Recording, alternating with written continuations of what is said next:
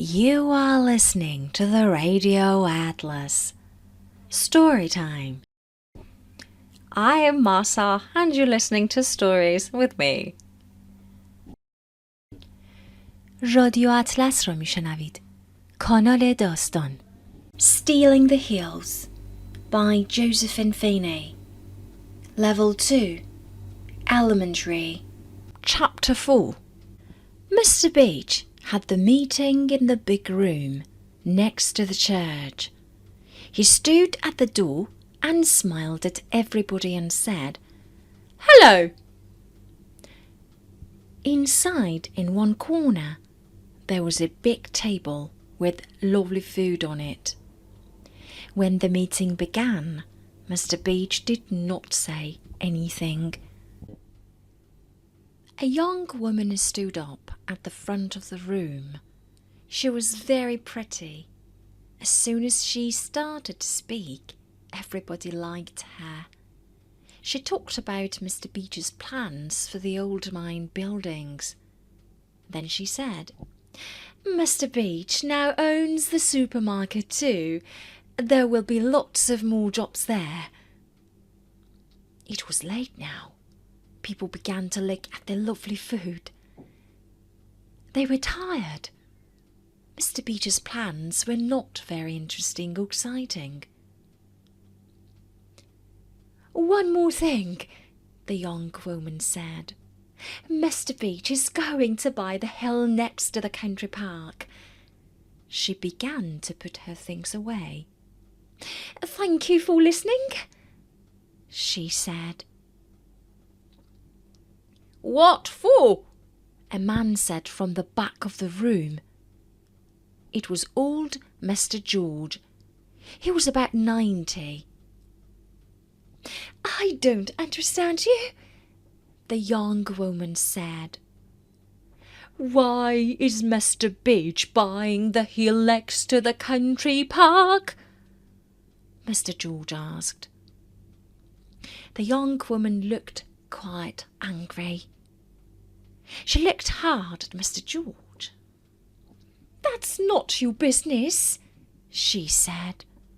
"Oh, yes, it is my business," Mr. George said. People wanted to leave. They were hungry.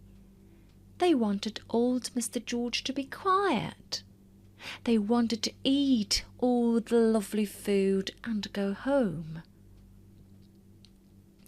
The young woman looked at Mr. Beach. He stood up and moved about. "We are going to look for more coal there," he said. "There's no coal under there," Mr. George said angrily. "There is coal," Mr. Beach said, "and it isn't far down. We can dig for it easily." "What about our lovely country park?" Mr. George asked. "This will ruin our park and the hill." "No, it won't," Mr. Beach said. "There will be jobs for everybody too." "Somebody must stop you from buying that hill," Mr. George said. "It's too late. I bought the hill yesterday," Mr. Beach said. Mr. George did not say anything. Everybody moved to the food. Mr. Beach and the young woman walked around the room. They smiled and talked to everybody. "Are you hungry?" I asked Julie. "No," she said. "Let's go and talk to Mr. George. I'm sorry for him. He's over there." Mr. George stayed in his place. He did not eat any of the food. "He's trying to bribe everybody in the village," he said. He was angry. "What are you saying about the country park?" Julie asked. "That man's going to take everything good away from this village. Then when he has all his money, he will leave," Mr. George said sadly. "I don't understand you," Julie said. "There will be big lorries all over the village. They will ruin our country park," Mr. George said. "We can't have that," I said. "Who can stop him?" Mr. George said. "He's buying everything and everybody, and I'm much too old to do anything." "We can stop him," Julie said. "Mr. Beach isn't going to ruin our country park." "Good for you," Mr. George said.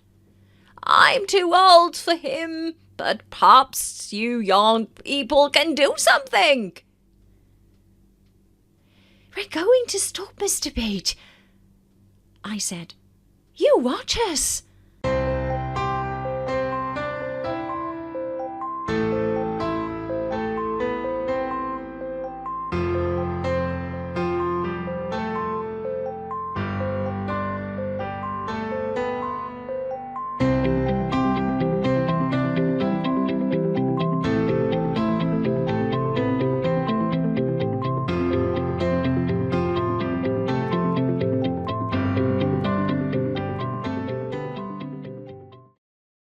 You are listening to the Radio Atlas. Story time.